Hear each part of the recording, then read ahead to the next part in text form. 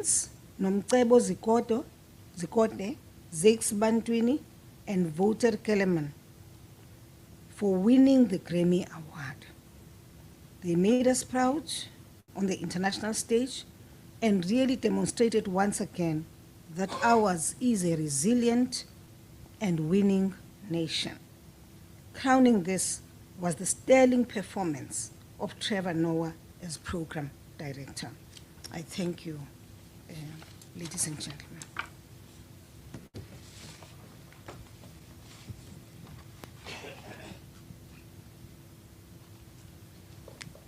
Thank you very much, Madam Speaker.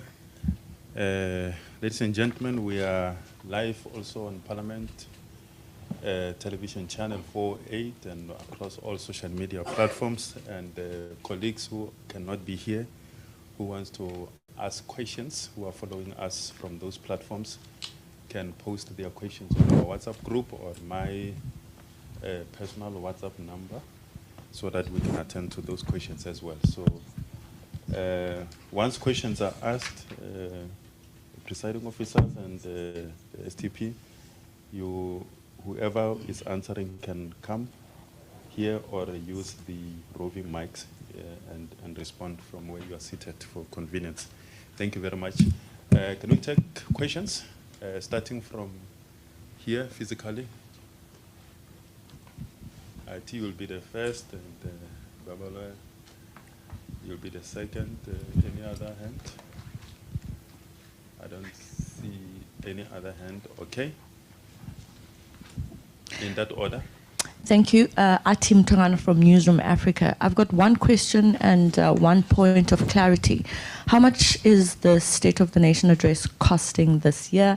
And the point of clarity is just a bit of detail with regards to the update on the burning and the rebuilding of Parliament.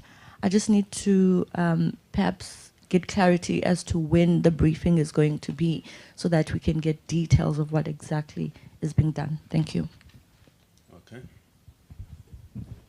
I am Speaker Babalo Ndenze from Eyewitness News. I'm just checking on any assurances on the power supply on the day as far as load shedding is concerned. I know we're sitting at stage 3, I think, at the moment. And just on disruptions, I know you've addressed disruptions at SONA even before you were Speaker, when you were Minister in the previous administration. Is there any concern, perhaps maybe this time around, knowing what the opposition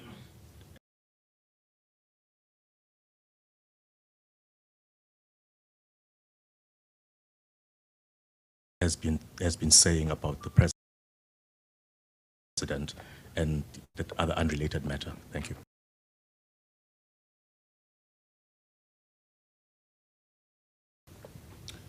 Thank you very much.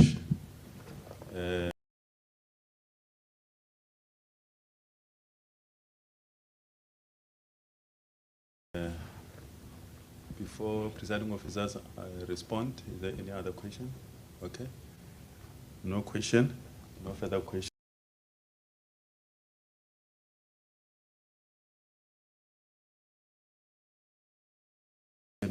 Maybe with your permission, presiding officers, let me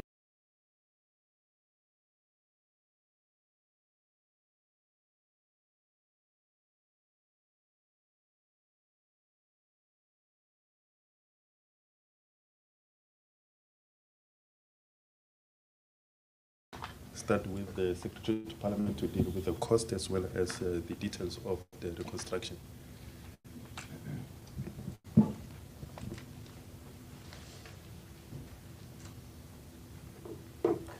Thank you very much, Program Director, and good morning to all members of the media.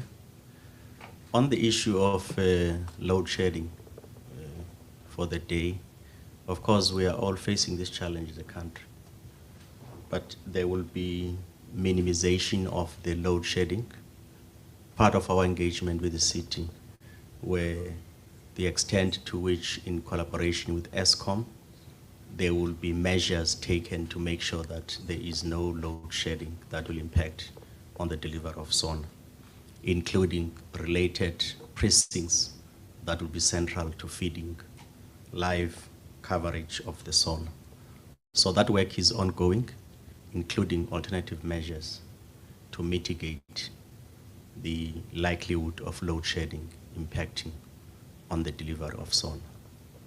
On the issue of the budget for the SONA, we have budgeted around 8 million rand plus for the delivery of SONA, and that takes into account a number of logistics that are related to putting together an event of this magnitude and scale.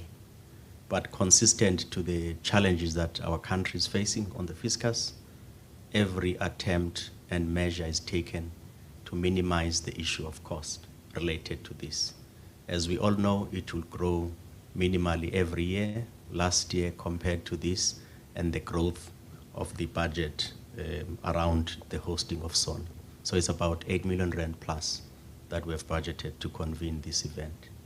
On the question of the reconstruction of Parliament, as a major area, as you all know, that Parliament faced this challenge last year, and this year is almost just above a year.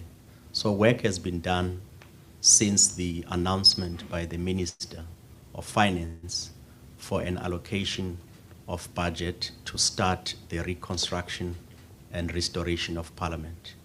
And there will be a scheduled media briefing next week to advise South Africans on where the work of Parliament is to undertake this mammoth task.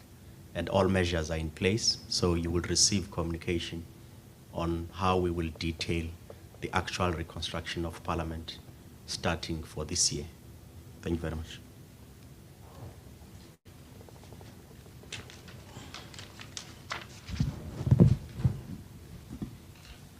Yes, thank you very much. On the question of disruption, let me start off by saying that this is not a new experience in a South African context. We will ensure that the rules of Parliament are applied, and our understanding really is that members of Parliament are familiar with the rules themselves. And every member of Parliament has a responsibility to conduct him or herself in a proper fashion. Overall, we will be firm but fair. We'll do everything to ensure that the state of the national interest is a success.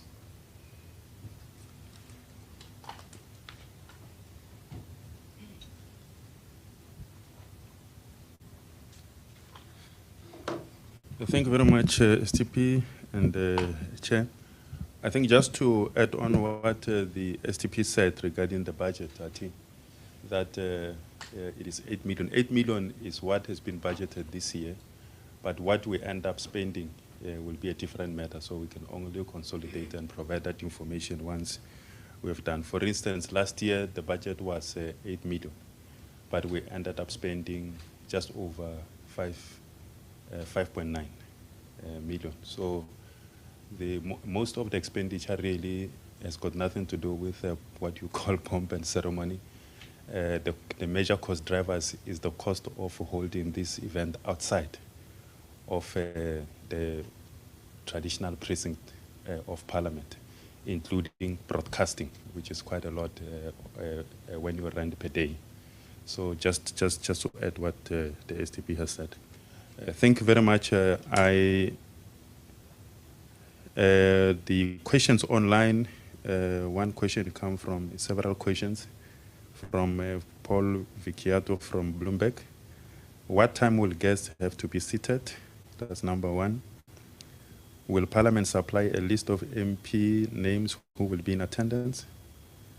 That is 2. Why are there going to be more guests this State of the Nation address than previously? And finally, could some insight be given into the security arrangements, please? I think all the other questions seems to be belonging to the House Secretaries. And the STP, of course, will start also to deal with them. But in terms of security arrangements, Parliament does not provide security over the State of the Nation address. That is the function of the executive, the law enforcement agencies. Thank you, STP. No, thank you very much. In terms of the guests, they are all expected to be seated by 6 p.m., all guests. And we have 263 invited guests in terms of the gallery, covering a variety of key stakeholders that are central to supporting constitutional democracy, as well as related guests of Parliament, as well as the executive. On the issue of the budget, just to reinforce a point in terms of budget and what we spent, and it's a very important matter, as I indicated earlier. Take into account also that it's not only for the delivery of SONA, it also covers the delivery of the budget, which will take place on the 22nd. So the estimate figure we cover is not only delivery of SONA this Thursday, it's also taking into account the delivery of the budget, plus the related debates that go for the SONA, which will be next week, up to the President's reply on Thursday, the delivery of the budget, and the debates after the budget. So that's the coverage of the actual back-to-back events that cover this event. Thank you very much.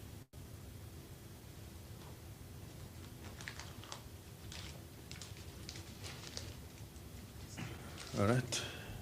Thank you very much. Any other question? Okay. Deputy Speaker, you want to? Let's answer the question about the names of the MPs. The online question was whether that's published. I suppose this is what we would have read. Just indicate that. Yeah. I think the question was, so what are the names of the MPs that will be attending? I think generally we expect all the 490 members of Parliament from both houses to attend.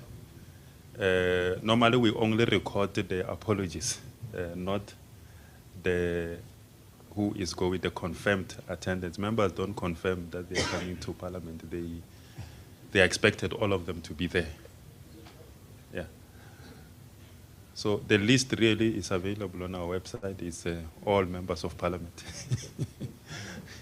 Thank you very much. If there's no any other question, okay. Voice. I haven't practiced for some time. No, I wanted to say, to add to what the chairperson mentioned about expectations we have of MPs, that we are individually responsible for the what is it called again? Decorum of the House. The discipline of the House is not of the institution. There's no institution that is not people. So that decorum arises from our conduct. The political protest is legitimate if and when it happens within the rules. Otherwise, we are not governed. We are not doing what we want to demonstrate to people, that in managing their affairs, we will do so fairly and properly and with respect. Any conduct that departs from that must be, it's not acceptable. It gives the impression that we are a crazy house, and forces presiding officers to act often with firmness when they would have preferred to have been to allow the space for debate and so on. But this other conduct that gets out of order will be dealt with firmly. We have no hesitation that that the presiding officers will handle it. We expect it will not lead to unnecessary additional problems for members themselves. It is also nasty when the public notices, is this how we should be handling our differences when we do have them? And so we have a responsibility to communicate a better, more respectful conduct of the work that we must do, however different we might be. Thank you very much. Yeah, no, thank you very much, Deputy Speaker, and welcome back. No, thank you very much, colleagues, for your presence. Oh, Deputy Chair? Yes, yes. Just activate, make sure that the mic is activated. Okay. I was listening to the question, and I think I heard that it was, why do you have the tier 263 guests this time around? And I was just, I don't think we responded very clearly on that one. The response should be that last year we were on levels, and this year we are on stages. And on the level that we were last year, it was definitely not allowed that we should have so many people in the gallery. And this year, because of the fact that the country is open, lockdown have been lifted, so now that is why we can begin to invite and also have all the pomp and ceremony that were not there last year. Thank you. Yeah. No, thank you, Deputy Chair. Indeed, there is no physical, what do you call it? Social distancing, yes. That's why all those seats that were empty will be filled this time around. But thank you very much for your presence. Thank you very much to the presiding officers for engaging with you and with the public on these matters. I'm about to close. Okay. No, I just want, thank you. Thank you. My name is Edwin Chivizo from SA News. I just want to check with you about the walkabout. Is it still happening?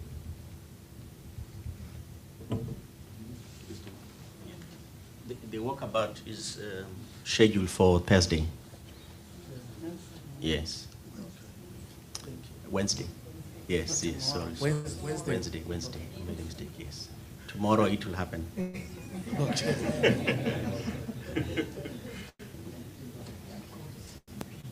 There's another question. Oh, So just clarity.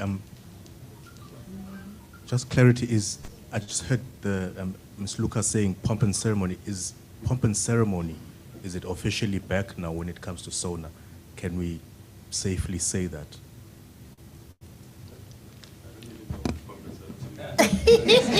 I took it that all the walk past and all the 21 gun salute and that all of it is part of pomp and ceremony, and that is why I use a noun that is inclusive of all that. Thank you. It's another word for full ceremony. Okay. If there's any other hand that is provoked, as we are about to close, can I please, for the third time now, attempt to close this media briefing. Thank you very much for coming.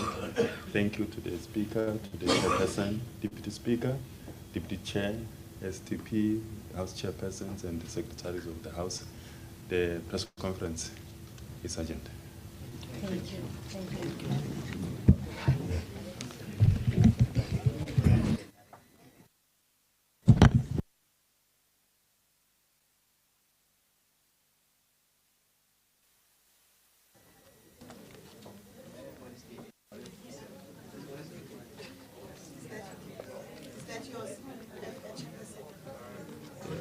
Amos. Good morning.